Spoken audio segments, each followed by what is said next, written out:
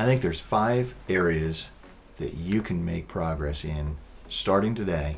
I'm going to give you simple suggestions for each one.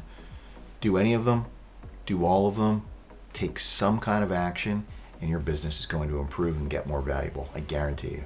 In the meantime, if you don't know who I am, my name is Scott Miller. I'm the owner of thegrowthleague.com.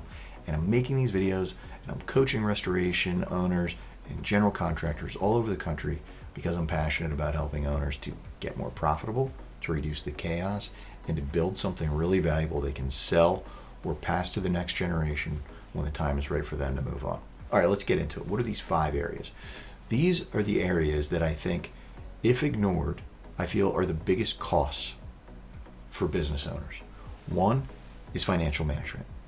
If you're saying to yourself, financial management, what's that? Then it's a huge opportunity. Simple things like starting to review your monthly cash and accrual P&Ls each month.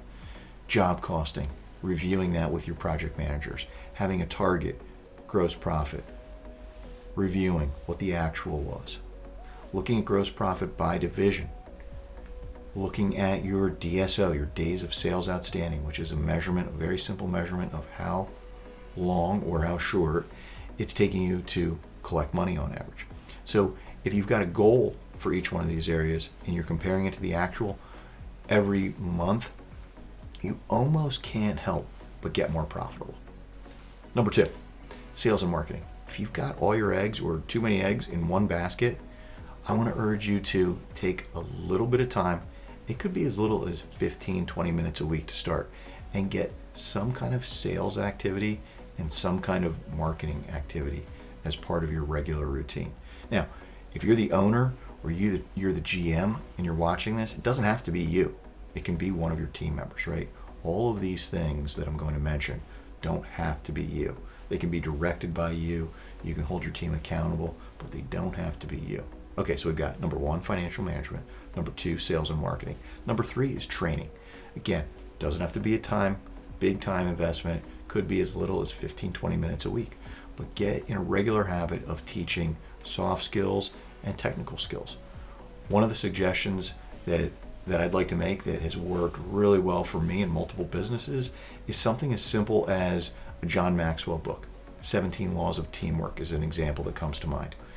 Take 17 weeks, 15, 20 minutes a week, and I won't go into detail here. I want to keep this short, but the benefits are tremendous, and it's fun.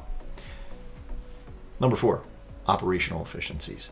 Do you have documented processes? And if you do, are they being used? Have they been updated? Is it time to pull them out, dust them off, update them? Again, this is something that leads into number 5, which is exit planning and succession planning. That operational efficiencies and documented processes are something that's going to make your business better, but it's also going to make it more valuable, because a prospective buyer wants to know that you've got a way, that they're buying a systematic approach to doing business, that it's not chaotic, right? So one of the things that I work with clients on, whether or not they're interested in selling this year or 3 years from now or 5 years from now, is always with the mindset that we're trying to build value.